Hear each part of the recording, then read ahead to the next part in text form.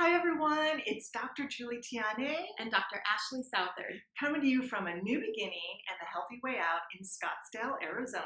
And we are super excited because today we're back for another segment of From Hunger to Fulfillment, where we get your real questions and give you straight answers Regarding everything related to your eating disorder recovery process, to body image, weight, our no dieting philosophy, and helping you today get through the upcoming Thanksgiving holiday. That's right. We actually got a question about the Thanksgiving holiday because it is such a hard time for so many people working on eating disorder recovery. It is. You know what? I think that Thanksgiving is probably the hardest holiday to get through when you are working on your recovery process. Yep. And you know what? Yes. For that very reason, I brought a little friend. Aww. So we've been trying to decorate our set a little bit, and this little guy needed to be part of it. A sad turkey. Well, you know, he is a little bit sad because it's okay to acknowledge that these holidays are difficult. Yeah. Because if we acknowledge it, we can prepare for it. Right. And then we can actually have the holidays turn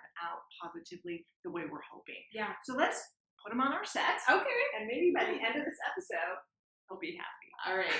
Well, we know that Thanksgiving comes with a lot of food, A lot of family. yes, and a lot of festivities, Yes. which tends to come with Alcohol. And Yes. we know what can happen when there's too much drinking. Yeah, you bet.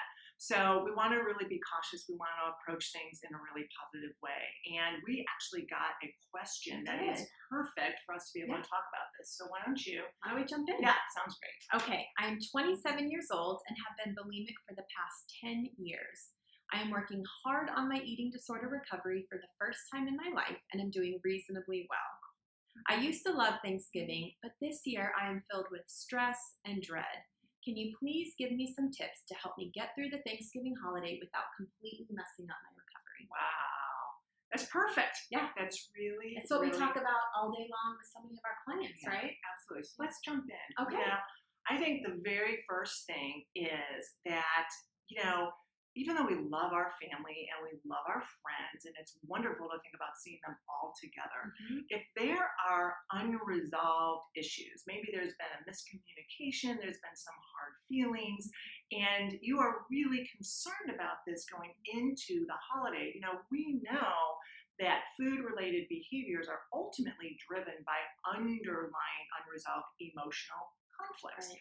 So this is difficult, but if you're able to, I would suggest reaching out to that friend or reaching out to that family member, maybe it's Aunt Bessie in Nebraska, and saying, hey, can we touch base before we come together on Thursday? There's some stuff that's been on my heart, and I'd love to be able to talk to you before we all get together over Thanksgiving. See if you can resolve it so that then on Thanksgiving, you're going to enjoy the event and not to dread it. That's a really great tip, and one that I think can really set a lot of people up to then be able to enjoy not only the Thanksgiving holiday, but the family and the friends that they're with. Yeah. Now, in some situations, maybe that feels like something that's a little too hard right now for wherever you might be at in your recovery process. Absolutely. And so if that tip feels like something you definitely want to be able to do down the road, but maybe not able to do quite yet this year, we also want to give you permission to give yourself permission to be able to modify the holiday as you need to, so that maybe you have less exposure to those people who might be triggering for you. And in some cases, I think sometimes this means foregoing the holiday with those people altogether. You bet. You know, and this is not a rejection of your family. This is actually a beautiful, loving act of support and emotional health for yourself. We talk about listening to yourself, listening to the need, and stepping in to support yourself in a way that's going to be positive for you and ultimately for your recovery process. That's a great tip. So thank you so much for adding that. Really appreciate it. I just think it's important for you to know that it's okay to give yourself permission to take a step back sometimes, even if that's not necessarily the PC thing to do or doesn't necessarily make everyone else happy. Yeah, absolutely. You know, that reminds me of another piece of this. So many times people want to go into the Thanksgiving holiday with this idea of how it's going to be done perfectly related to your recovery process. And, you know, there's this unrealistic expectation that I'm going to be able to go in there. I'm going to be able to challenge and overcome, you know, 1, 2, or 3 eating disorder difficult behaviors. and that I'm going to be able to be successful and enjoy the Thanksgiving holiday. And while we certainly, at the end stages of recovery, want you to be able to challenge yourself, and that will be a beautiful thing to eventually be able to do, so many times you set up these unrealistic expectations, and then when you're not able to support it, you feel horrible, and that can actually, in and of itself, trigger more eating disordered behavior. Absolutely. Yes, that pressure that maybe you can put upon yourself about what you should or shouldn't be able to do at the Thanksgiving holiday can really set you up for more behaviors. Yeah. So maybe have a more realistic expectation. Like instead of, challenging and conquering everything over Thanksgiving, maybe it's just surviving it. Playing it safe. Yeah, playing it safe and getting it through in a way that you don't engage in any of your eating disorder behaviors. Right. Maybe, if you're bulimic, you give yourself permission to eat just as much of whatever it is that you feel you can manage. Give yourself permission to stop so that then you don't get triggered and end up binging and purging either during the holiday or, afterwards. Right. And I think for a lot of people, what this can look like is giving yourself permission to keep it safe when it comes to food choices, when it comes to food portions. If you know that there's a certain food that's really going to trigger you, it's okay to not eat that today. You don't need to challenge yourself that way. And I think the other thing too is a lot of times, we express love through food. So maybe grandma made her famous apple pie. She really wants you to have a slice of it because, that would mean so much to her. But if you know that that slice of pie really might put you over the edge, really make you vulnerable to the binging and purging, it's okay to kindly say no thank you and not eat the food that you really don't want to be eating. Yeah, you bet. And kind of to my earlier point too, if you're able to, if you can tell grandma before the event, I love your pie. I know you're making it special for me. Yeah. I don't know that I'm going to be able to eat it. And please know that I'm really trying to get better, want to support myself. So if I'm not able to eat it, please understand. And that actually reminds me of a third tip, which I think is really important around eliciting that social support, getting people to rally around you, those safe people that you can trust, who will support you on this day, who will be there to guide you, who will be there to listen to you, give you a supportive ear. I think that's so crucial. Yeah. So many times we hear our clients say, I'm so worried everyone's going to be watching me. And you go in there and you think that you have to be an island, and this is hard enough to do on your own.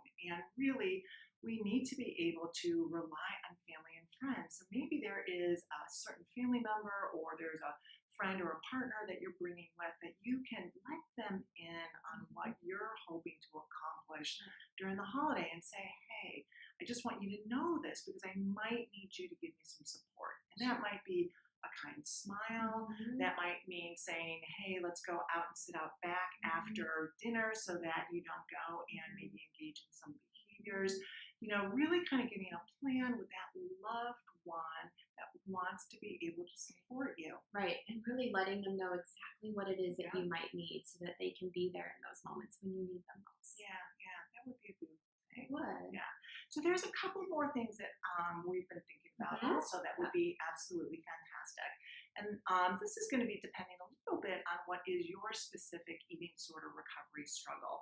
But one of the things that I really recommend for people working on recovery from bulimia is that you plan something with a loved one or friend following the Thanksgiving dinner.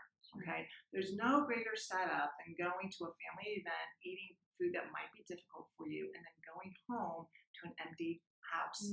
If you can plan on going to a movie, which is fabulous on Thanksgiving, or going for a walk or a hike, or going and spending time playing cards at a friend's house, so that you get through. You can't forget the planning for Black Friday shopping. Oh my gosh! How could I forget that? All right, I know what you're going to be doing. Yes, you do. Absolutely. So plan that with a friend. Right. Pull out the newspaper. Go on the internet. So do something, but plan that ahead of time because you have to be realistic. Absolutely. People always have these great ideas, and then when they're in the moment, it falls apart. So you have to have a plan prior to that. So please give yourself that 2 to 4 hours after you've eaten to work through the urges, let yourself digest the food so that it doesn't go into eating disorder behaviors. Right, and really keeping your mind off of those urges, right? Because ed can get so loud and so convincing. So to really be able to engage your mind, engage your heart in other activities that are interesting, exciting, and fulfilling can be a great way to get through your day with recovery. Yeah, fantastic. I've got another one, and we talked about this in the intro. Please limit your alcohol. Can't say that enough. Yeah. This is so hard to do sober. Okay, you put in a glass of wine or two and forget it. You're not going to have a fighting chance. So please know your limits. Give yourself 100% mentality to work really hard. You know, put some seltzer water and a lime in a wine glass and partake that way, because otherwise you're just really going to, let yourself down. And like you said with the plan, come prepared. You know, if your family, they do drink a lot of alcohol, bring your own drinks that are non-alcoholic, support yourself, do what you need to make sure that this is a successful day for you. Very good. Yeah. And I have one other one. All this right. is for our emotional overeaters. And too many times, very well-intended family members want you to bring home leftovers. And eventually, we want to be able to bring home leftovers. But right now, if you're in the middle of your recovery process, bringing home the other half of the apple pie is going to not be a good thing. It's too hard when you come home to just kind of sit with that on your kitchen counter. So this year, I would recommend saying, thank you so much, but I've had enough. And plan on doing that next year when maybe you're at a further point in your recovery process. Yeah, that's a great tip. Yeah. All right. Okay. Well, hopefully that gives you a lot of really helpful ideas for how to navigate this Thanksgiving holiday with recovery by your side. Yeah. So hold on. Let's check in. Okay. Oh, I think he looks a little happier, don't you? Definitely. This is Dr. Julie Anné and Dr. Ashley Southard. We want to wish you all a blessed and safe Thanksgiving holiday. Work hard, celebrate family, and most importantly, celebrate yourself and your recovery attempts. You're amazing. Yes. Thank you Thanks so much for following, and we will be back here in another couple of weeks with another segment of From Hunger to Fulfillment. If you have a question about eating disorders, recovery, or anything in between, please log on to our website. The URL is right there on the screen. Send us your question. We would love to answer it in an upcoming segment. And if you'd like to subscribe so you can get our videos straight to your inbox, please subscribe to the YouTube channel below. Thank you so much. Have a wonderful holiday. Take care. Bye-bye.